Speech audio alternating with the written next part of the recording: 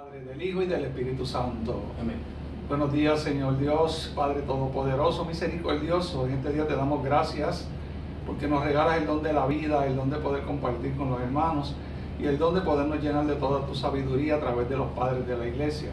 Te damos gracias por estos dones que tú nos regalas gratis cada día y te pedimos que nos ayudes para poder seguir adelante con este programa y con esta enseñanza para que todos aquellos que nos escuchan y nos ven se puedan nutrir de tu sabiduría que tanta falta nos hace. Gracias te damos y bendiciones para cada uno de nosotros en este día, en el nombre del Padre, del Hijo y del Espíritu Santo. Amén. Completa libertad que da el amor, en pureza y humildad, vive en Dios y en completa libertad. Quien vive el amor, en pureza y humildad, vive en Dios. No existe mayor riqueza.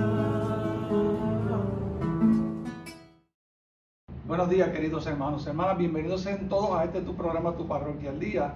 En estos días atrás hemos estado trabajando con lo que es la patrística de la iglesia. Hoy los invitados todos tenían su compromiso y no pudieron estar, así que voy a tratar de hacer el programa lo más breve posible y darles información de este santo tan importante que hoy la iglesia nos presenta. Hemos trabajado con varios de los padres de la patrística. Hoy vamos a trabajar con un santo que cuando yo me puse a ver la historia de él, me quedé escandalizado prácticamente. San Cipriano. San Cipriano es uno de los padres de la iglesia y obispo que nació para el año 250, muere en el 258, prácticamente joven. Pasó a ser de brujo a santo. O sea que este santo era brujo y practicaba la brujería negra. O sea, practicó magia blanca y luego practicó brujería, magia negra. El padre quería que fuera sacerdote de Júpiter y lo educaron prácticamente en toda la enseñanza que tenía que ver con la brujería. Estudió lo que se llama la teurgia, magia blanca, y luego practicó la magia negra y la brujería. Se encerró y comenzó a hacer pactos satánicos directos con el demonio. O sea, que el demonio le revelaba pactos y ambos dialogaban. Había un príncipe que se llamaba Agladio y este príncipe le pidió que hiciera un conjuro para una joven que él estaba enamorado, de nombre Justina. Justina da la casualidad de que esta joven se había casado con Cristo. No existía todavía para aquella época el noviciado ni nada de estas cosas, ni la monja, pero ella había hecho un pacto directo con el Señor, se había consagrado al Señor. Da la casualidad que este hombre, el príncipe Agladio, le pide a Cipriano que haga un conjuro para que se enamorara de ella, y el demonio se le reveló a Cipriano y le dijo: no toques esa mujer, aléjate de ella, porque esa mujer está casada con una persona que es más poderosa que tú y más poderosa que yo. Y Cipriano, no haciéndole caso, cuando la vio, se enamoró de ella y se olvidó de Agladio y empezó a hacer conjuros para que ella se enamorara de Cipriano, dando la casualidad de que esta mujer lo que logró fue que San Cipriano se convirtiera al cristianismo, cambiando toda su forma de ser. Interesante porque existe un libro al día de hoy que le fue revelado a Cipriano, se llama el Ciprianismo, un libro de conjuros y de hechizos y maleficios que Satanás le había revelado a Cipriano, el cual Cipriano utiliza luego que se convierte al cristianismo para atacar todos los hechizos y los conjuros ahora que el demonio le había enseñado. Incluso muchos de los escritos de San Cipriano en ese libro son utilizados para, a veces cuando se usan los exorcismos, cuando hay que liberar a una persona de una posesión demoníaca o de algún hechizo. Y había para aquellos tiempos Roma era el que tomaba la decisión, era el que estaba a cargo. Roma no le gustaba el cristianismo que estaba comenzando, y Diocleciano, que no toleraba el cristianismo, mandó a torturar a Justina y a Cipriano. Dice la historia que lo metieron en un horno ardiendo, como le pasó a Daniel y compañeros.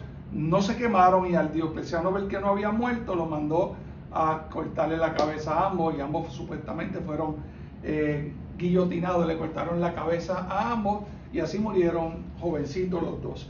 Una historia bastante complicada, ¿verdad?, para nuestros santos, para que podamos ver cómo la Iglesia Católica tiene apertura para todo. Y es interesante porque este santo, Alberto, y hermanos que nos ven, cuando la iglesia lo acepta, tuvo que pasar por un proceso de purificación, o sea que estuvo, antes de ser nombrado sacerdote, estuvo nombrado, estaba en exilio, lo escondieron, y estuvo más de 15, 20 años antes de que pudiera la iglesia mirarlo y que él hubiese purificado toda aquella cosa con la que había trabajado, pero no así convirtiéndose en un santo de la iglesia, una iglesia católica que tiene más de 7,000 santos, y en estos 7,000 santos y pico está nuestro hermano Cipriano prácticamente para el siglo II. Y nos dejó una carta que yo quisiera que tocáramos brevemente hoy, ¿verdad? Una de las cartas que escribió, que la carta está dirigida a lo que él miraba de la Eucaristía y también está dirigida al perdón de los pecados, o sea que nos habla prácticamente de 2 sacramentos que él ya estaba viviendo y practicando para el siglo II. Lo voy a brincar algunas cositas, vamos directo al grano. Cipriano, en esta carta dice así: pedimos que se nos dé cada día este pan a fin de que lo vivamos en Cristo y recibamos cada día su Eucaristía como alimento saludable. O sea, que ya para el año 250 o un poquito antes, ya Cipriano estaba trabajando con la Eucaristía, ya Cipriano veía la Eucaristía con el sacrificio del pan y el vino en cuerpo y sangre de Cristo, ya él lo miraba como un mecanismo de salvación para la eternidad, para la vida eterna. Y sigue diciendo, cada día como alimento saludable no nos veamos privados de él por alguna falta grave de la comunión del pan celestial y quedemos separados del cuerpo de Cristo. O sea, Cipriano ya nos estaba diciendo que la Eucaristía, él había vivido ya la brujería y el satanismo, ahora está viviendo la parte cristiana. Y él se da cuenta que la Eucaristía es liberadora de todo lo que tiene que ver con el mal. Mira qué cosa más tremenda. Y entonces, cuando toda persona que se acerca a la Eucaristía dignamente queda protegida del mal. Y entonces puede tener una vida agradable a Dios y puede seguir en el estado de gracia con Dios. Y las faltas graves quedan borradas de él. Dice, no nos veamos privados por alguna falta grave de la comunión del pan celestial y quedemos separados del cuerpo de Cristo, ya que él mismo nos enseña que él es el pan vivo bajado del cielo, y todo el que coma de este pan vivirá eternamente, porque el pan que yo les daré es mi carne ofrecida para la vida del mundo. La Eucaristía ya sigue siendo, y como nos narraron nuestros padres anteriores, sigue siendo comida y bebida de salvación que nos lleva a la eternidad, que no empece a los hechizos, a las cosas, que todas estas cosas se practican en contra de todo lo que es la vida cristiana. Cuando usted vive la vida cristiana, cuando usted recibe el cuerpo y sangre de Cristo y lo hace de una manera digna, usted está protegido de todas estas cosas. Y no lo digo yo, lo dice San Cipriano, que practicó el ocultismo, la brujería, el satanismo, incluso llegó a hacer pactos satánicos directamente con el demonio. Y sigue en el tercer párrafo: por lo tanto, si él afirma que los que coman de este pan vivirán eternamente, es evidente que los que entran en contacto con su cuerpo y participan rectamente de la Eucaristía poseen la vida eterna. O sea, nos resalta algo: el que entra dignamente y participa rectamente, o sea, puede llenarse la iglesia, podemos estar llenos y mucha gente, pero si usted no está preparado, si usted no vive rectamente, si usted es una persona, como decimos por ahí, luz y tinieblas, que en la iglesia es luz pero fuera de la iglesia es tinieblas, usted no está practicando rectamente lo que es el catolicismo y el cristianismo. Por tanto, la Eucaristía no le va a ayudarle mucho, todo lo contrario podría ser, dice San Cipriano. Por el contrario, es de temer y hay que rogar que no suceda así, que aquellos que se privan de la unión con el cuerpo de Cristo pueden también ser privados de la salvación. O sea, ya aquí está entrando en palabras muy profundas. Nos está hablando claramente y nos está diciendo que todo aquel que se priva a conciencia de lo que está ocurriendo en la Eucaristía también puede ser privado de la salvación y de la vida eterna. O sea, yo veo a veces tantas personas en una lucha por tantas cosas en la materia de la vida, pero a veces no veo que se esfuerzan por tratar de luchar, por tratar de entrar en lo que es la comida que Dios nos ha dado para que tengamos vida eterna. Cada uno de nosotros tiene que mirar a estos padres de la iglesia, lo que nos informan, lo que nos dicen, y cada uno debería mirar de qué manera yo puedo entrar de lleno en este proyecto de salvación de la vida eterna y tratar de dejar aquellas cosas que me impiden acercarme a la Eucaristía.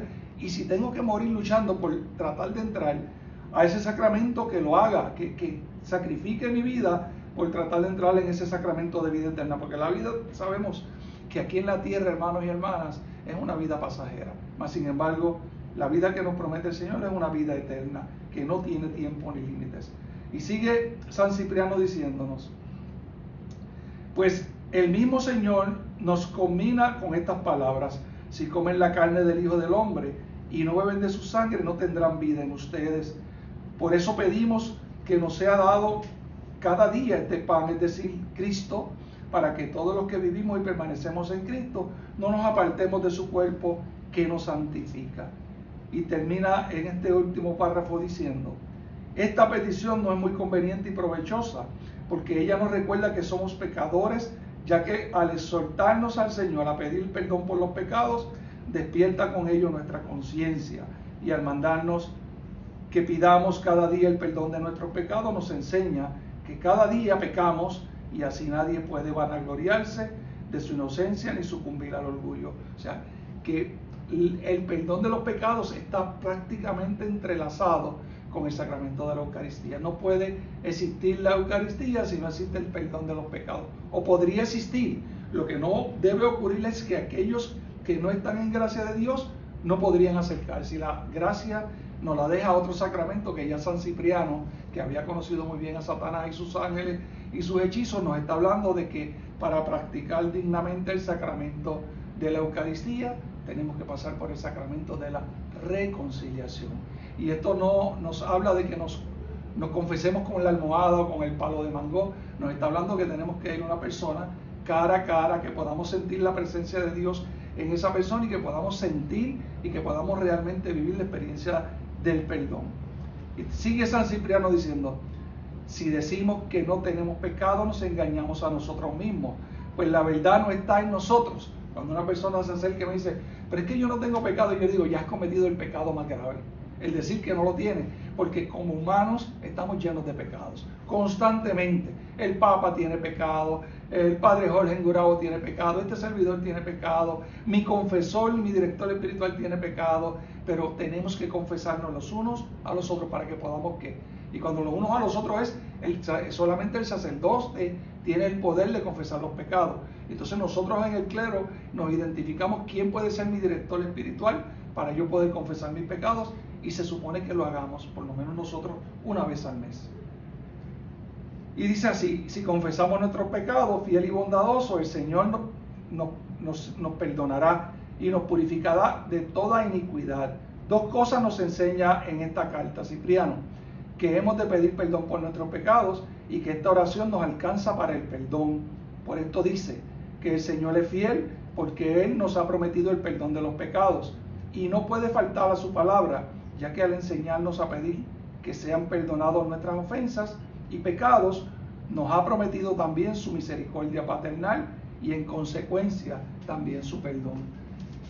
Que este programa les sirva a ustedes para que podamos entender la importancia de los sacramentos de la Iglesia. Ya hemos visto que los sacramentos no es creación de los otros días, sino que viene desde los primeros siglos. La Iglesia santa y pecadora nos trae una historia desde el siglo I hasta el siglo XXI, y en estos 21 siglos que estamos viviendo como Iglesia nos enseña que hay unos sacramentos que nos ayudan a santificar nuestra vida, que la Iglesia está puesta en el mundo para que todos al final podamos llegar a Dios, a la vida eterna. Y estos santos de la historia nos enseñan que todos y cada uno de nosotros, tú y yo, hermano, que somos pecadores, tenemos la oportunidad de ser santos. Si San Cipriano fue santo y nombrado santo obispo de la Iglesia, con tantas faltas y con tantas ofensas a Dios, y Dios le perdonó todos sus pecados, y hoy en día es uno de los santos que tiene una doble visión dentro de la Iglesia, porque muchos de los que practican todas estas cosas todavía lo tienen como su santo, pero la Iglesia lo ha santificado y lo ha elevado a este número de 7,000 y pico de santos que tenemos, y es mirado en la Iglesia como un santo obispo de la Iglesia, y que muchos de sus escritos hoy sirven para la Iglesia, para la liberación de muchos de los que están poseídos y muchos que son aterrorizados por los hechizos que muchas personas utilizan de la magia negra. Hoy agradecidos a nuestro hermano Cipriano, que también con todas sus faltas ha tenido un montón de virtudes y nos ha llevado por el camino de lo incorrecto a lo correcto, y nos damos cuenta entonces que nosotros, aunque seamos imperfectos, también podemos ser perfectos. Te damos gracias, Señor, entonces de forma especial. Nos vemos en el próximo programa, y que la bendición de Dios Todopoderoso, Padre, Hijo y Espíritu Santo, descienda sobre ustedes y con ustedes permanezca para siempre. Amén. Nos vemos en el próximo programa. Completa libertad que da el amor, en pureza y humildad, humildad. Vive en Dios y en completa libertad. Quien vive el amor, en pureza y humildad, vive en Dios. No existe mayor riqueza